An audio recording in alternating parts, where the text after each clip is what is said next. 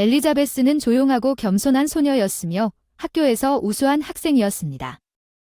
그녀는 아버지 없이 자랐고 그녀의 어머니는 그녀에게 그들이 작은 아파트에 살고 있다는 사실을 결코 그녀에게 말하지 않았습니다.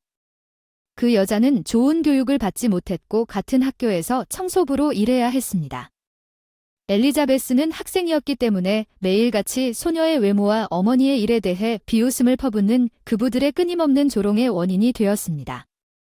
학교 청소부 아줌마의 월급은 음식과 필수품을 겨우 살 정도에 불과했기 때문에 소녀들은 모두 옷을 입었지만 항상 깨끗하고 다림질은 초라하고 유행에 뒤떨어졌습니다. 엘리자베스는 눈물을 참지 못하고 조롱을 무시하려고 노력했습니다. 엘리자베스가 학교에 갈 수 있었던 유일한 기쁨은 패트릭이었습니다. 그들은 1학년부터 고등학교 졸업까지 그와 책상을 공유했고 사실상 때려야 뗄 수 없는 관계였습니다. 패트릭은 겸손한 학생과 바다를 가진 버릇없는 말썽꾸러기의 공통점이 무엇인지 모든 사람에게 명확하지 않았습니다. 패트릭은 아침 저녁으로 책이 담긴 무거운 서류 가방을 들고 엘리자베스를 따라 어디든 따라갔고 소년도 매일 엘리자베스를 값비싼 물건으로 대접하려고 했습니다.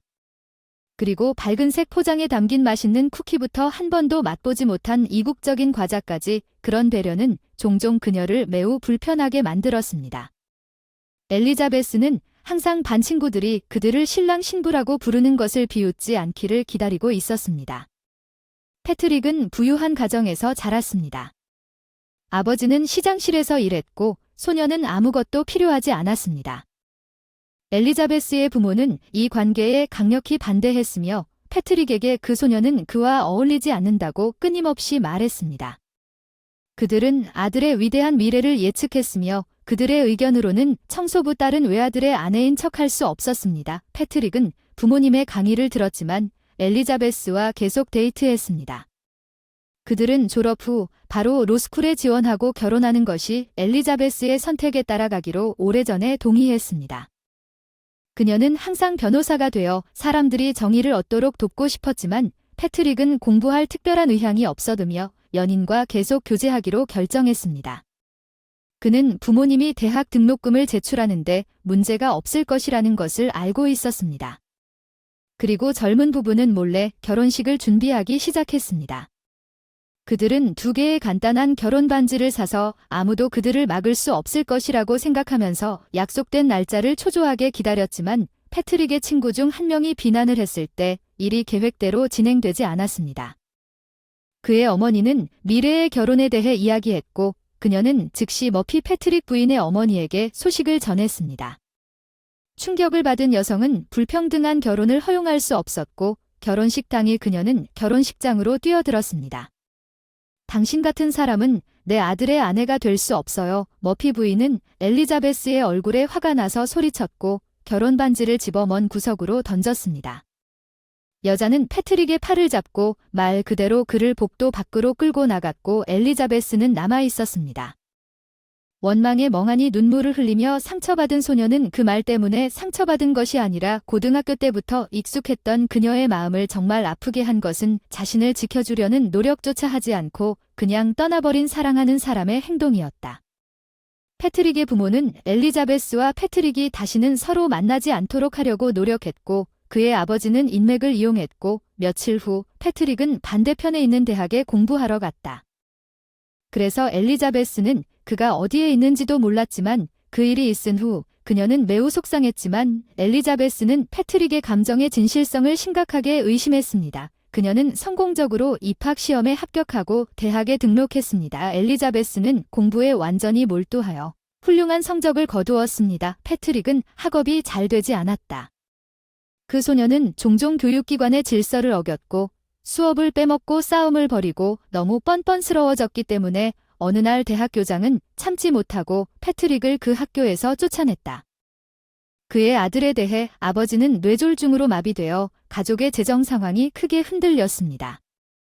병상에 누워있는 남자가 5년 후 더 이상 일을 할 수 없게 되었기 때문에 가족이 거부하지 않고 생활하는데 익숙해졌던 재정적 쿠션이 거의 남지 않았습니다. 그것은 그들에게 잔인한 농담이었습니다. 패트릭의 어머니는 일에 대해 생각하기 시작했습니다. 그러나 어려운 점은 그녀가 평생 남편의 의지의 주부로 살았고 교육도 받지 못하고 경험도 없이 어디서 일할 수 있는지 전혀 몰랐다는 것입니다. 그녀가 제안할 수 있는 유일한 직위는 사무원 계산원이나 청소 아주머니였습니다. 계산실 직원 자리는 그녀에게 적합하지 않았고 급여도 너무 적었기 때문에 머피 부인은 자존심을 달래고 멀지 않은 사무실에서 청소부로 일했습니다. 그녀의 집 패트릭은 성격이 나쁘고 교육도 부족하여 좋은 직업을 가질 수 없었기 때문에 창고에서 로더로 일했지만 두 급여와 아버지의 장애 연금조차도 온 가족이 살기에 충분하지 않았습니다.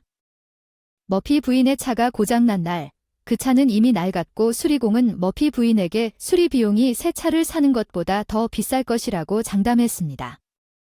그래서 머피 부인은 대출을 받아 차츰차츰 갚기로 결정했습니다.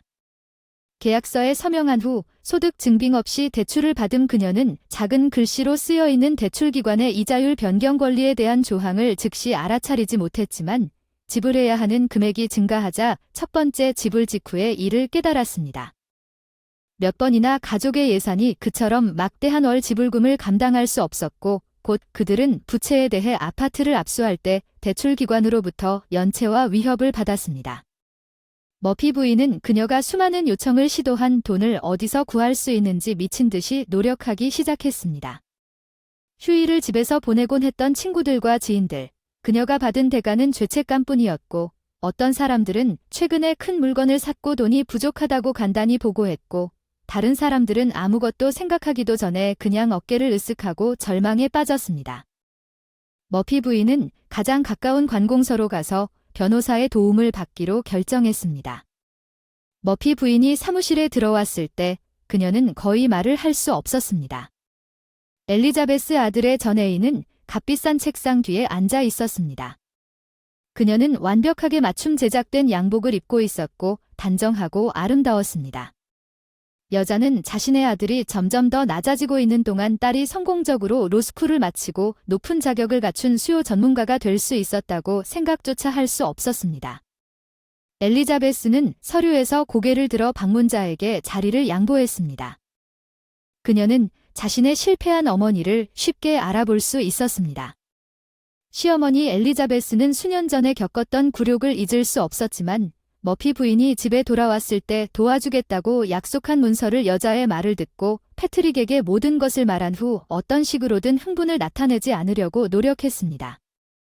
그 여자는 감정적으로 손을 흔들고 있었습니다. 청소부 아줌마의 딸이 얼마나 성공하고 중요한 사람이 되었는지 아들에게 말했습니다.